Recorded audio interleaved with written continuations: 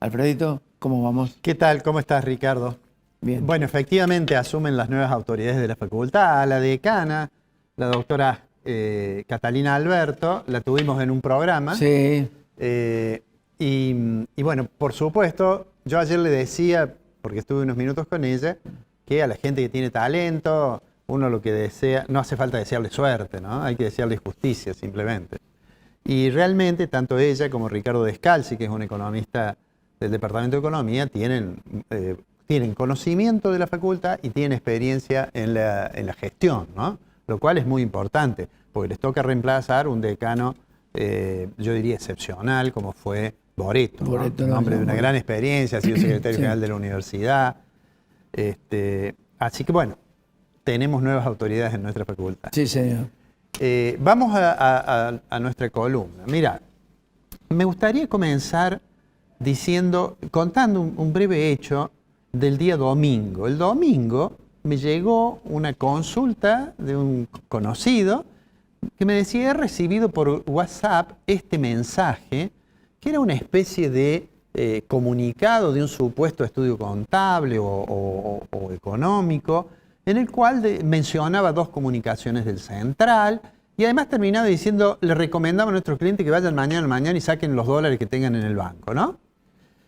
Por supuesto, yo lo vi, lo primero que contesté, era evidente que si uno leía eso, que eso no era una cuestión que pareciera muy seria. Primero, una de las comunicaciones a las cuales se refería del Central es la comunicación que ha generado tanta polémica respecto de los gastos con tarjeta para viajes y turismo en el exterior, ¿no?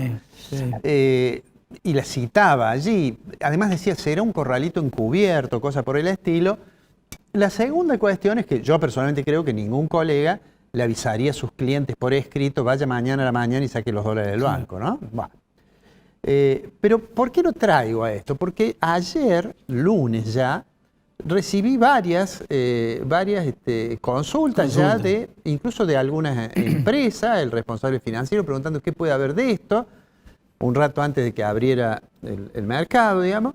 Y entonces esto me lleva a formular dos reflexiones. La primera: hay un grado también de irresponsabilidad en la forma en que se difunde la información, porque eso que circulaba, digamos, hizo viral, como se dice ahora, a través de WhatsApp o a través, no recuerdo si había salido también en Twitter, pero además a veces los medios lo toman y lo lanzan Irresponsablemente. irresponsablemente. Digo, yo lo veo mucho más en algunos medios de Buenos Aires, ¿no? Sí.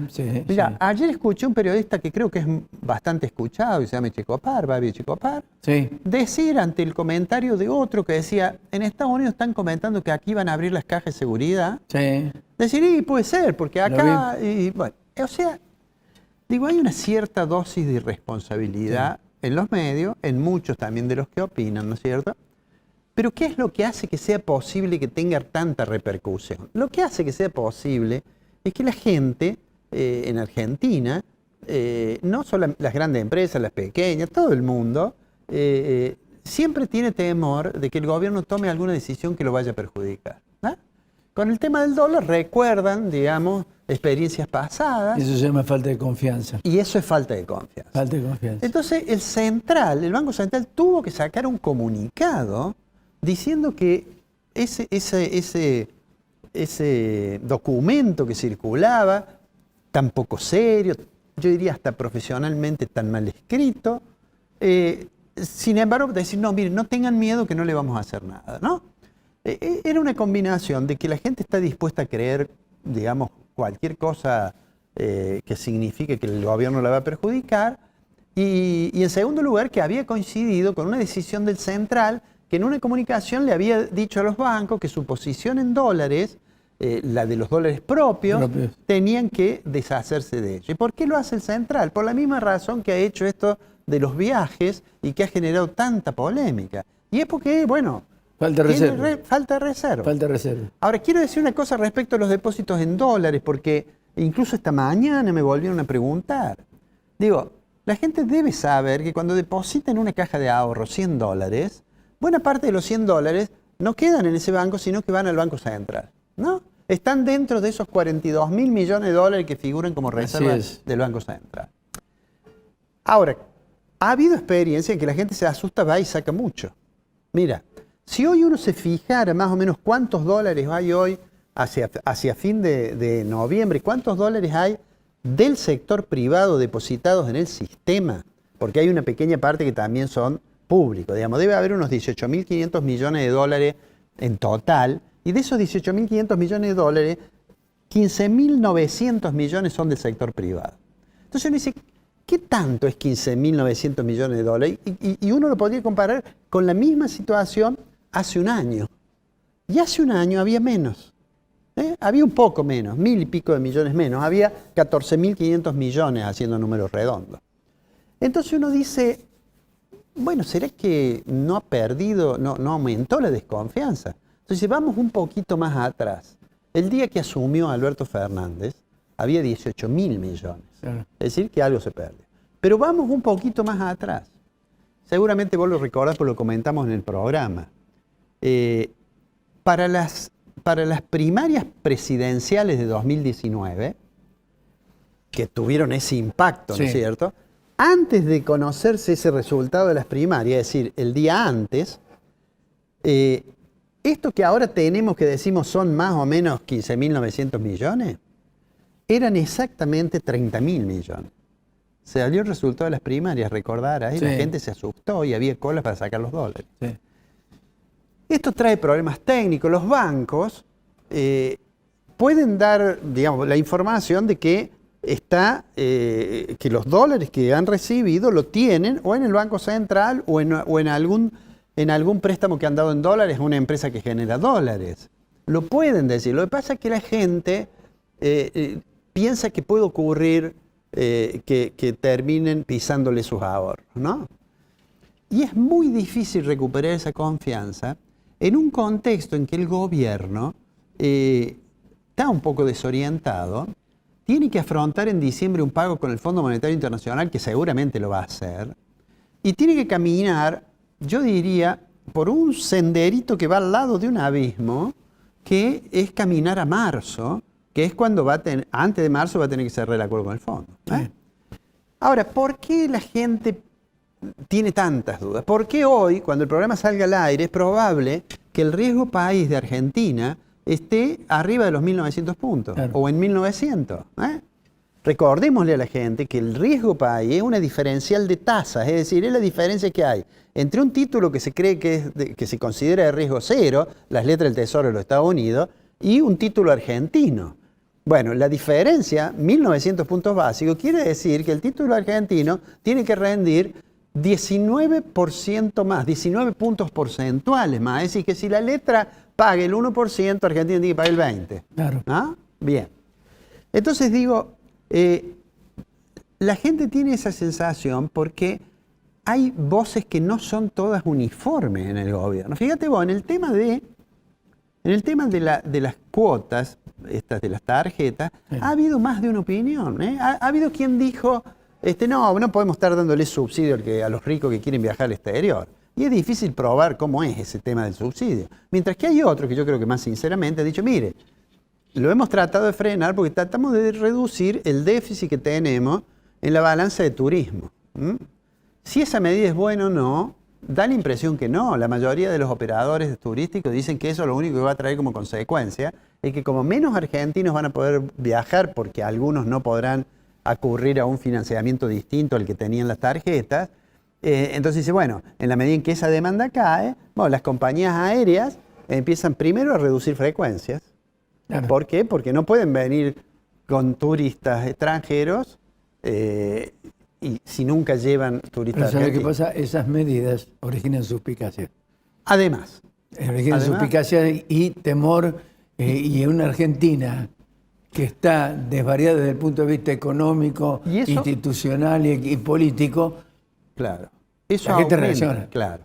Entonces el gobierno va a caminar en este camino en el cual incluso hay quienes ya, siendo personas que apoyan al gobierno, han dicho, no hay que pagarle al fondo, en realidad rompamos con los Estados Unidos, sería mucho más conveniente tener por aliado a Irán que tener a los países capitalistas centrales. Bueno, y eso me parece que va a seguir ocasionando bastante ruido.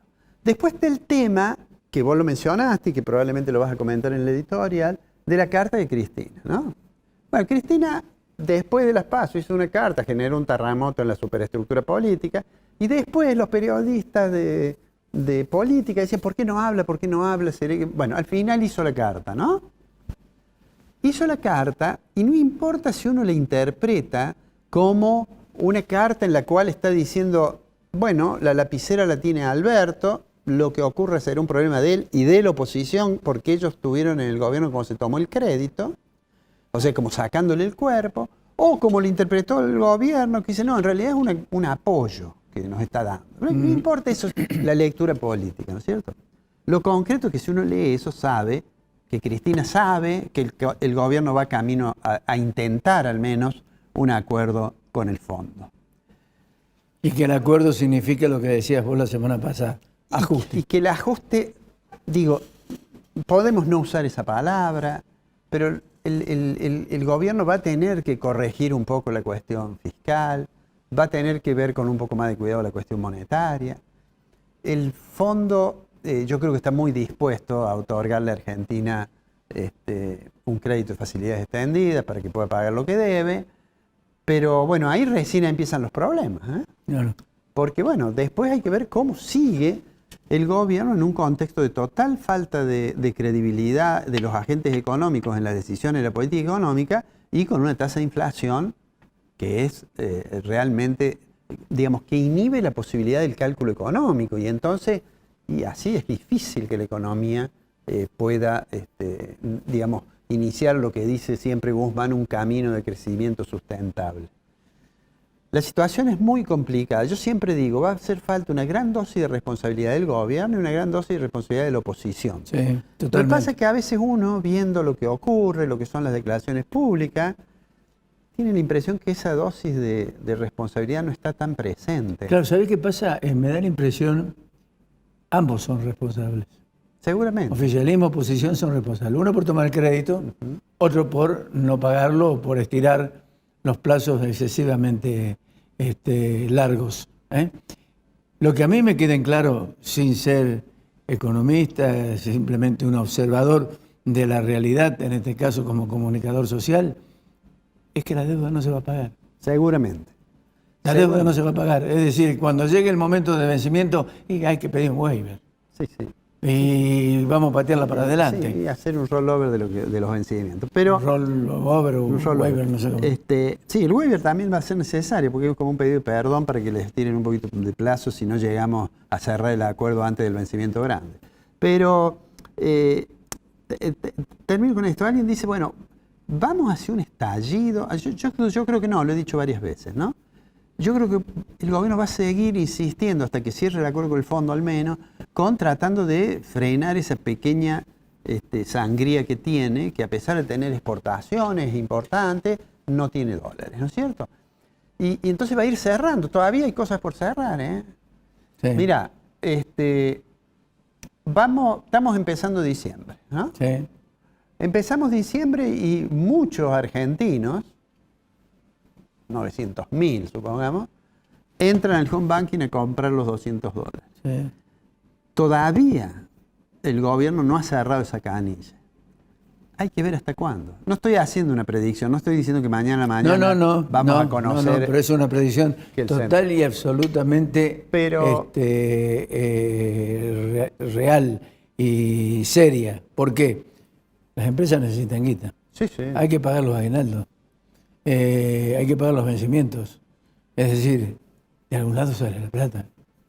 Sí, y además lo que ocurre es que en esta situación, el que puede acceder al dólar oficial, si es un importador, va a importar lo más que pueda, ¿no?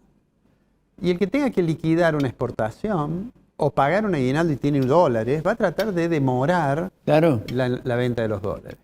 De manera tal que creo que vamos camino a fin de año, que vamos a seguir teniendo en el mercado cambiario mucha volatilidad, digamos, ¿no? Digo el mercado cambiario, estoy pensando en el blue, en el MEP o en el contado con liqui. Bueno, Redrado acaba de decir que no tenemos para un mes de importaciones.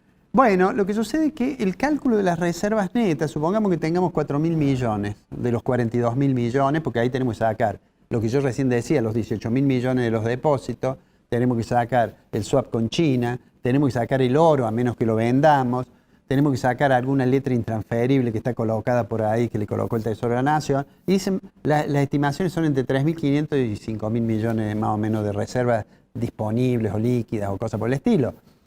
Y lo que sucede es que nosotros importamos más o menos 5.000 millones por mes. Claro. Y es muy poco tener un mes de importaciones. Si bien tenemos, por supuesto, el ingreso de las Expo, pero lo razonable sería tener un poco más. Y por eso digo que el sendero hacia marzo, que no es el sendero tampoco hacia la solución de los problemas, es el sendero a tratar de mejorar el frente externo, nada más. Claro. Es un sendero que estamos caminando cerquita del acantilado. Vemos la semana que viene. Nos vemos la semana que viene.